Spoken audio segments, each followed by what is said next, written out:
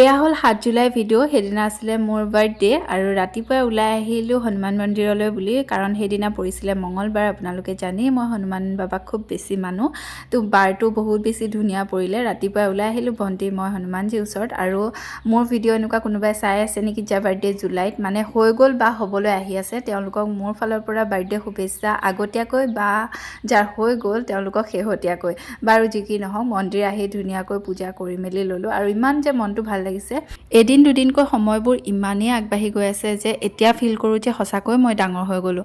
বাৰু যি কি নহওক, এওঁলোকৰ বাবে কিবা এটা কৰা খুব ইচ্ছা আছিলে, মানে মই কিবা এটা খোৱা ব্যৱস্থা কৰিম বুলি ভাবিছিলোঁ, কিন্তু সময়বোৰ বস্তুবোৰ নিমিলিলে, যাৰ বাবে মই তেওঁলোকক যিমান পাৰোঁ কিবা এটা দিবলৈ চেষ্টা কৰিলোঁ সকলোকে। আহি বয়সৰ এনেকুৱা এটা পৰ্যায় পাইছোঁহি য'ত কেক নিজেই কিনিবলগীয়া হৈছে। মাহঁতে কেক এটা লৈ যাব কৈছিলে, ঘৰতে মাহঁতৰ লগত কাটিম, মানে কাটিলোঁ অলৰেডি। ভিডিঅ'টো যিহেতু লেটকৈ আপলোড কৰিছোঁ, আপোনালোকে আশীৰ্বাদ কৰিব দেই।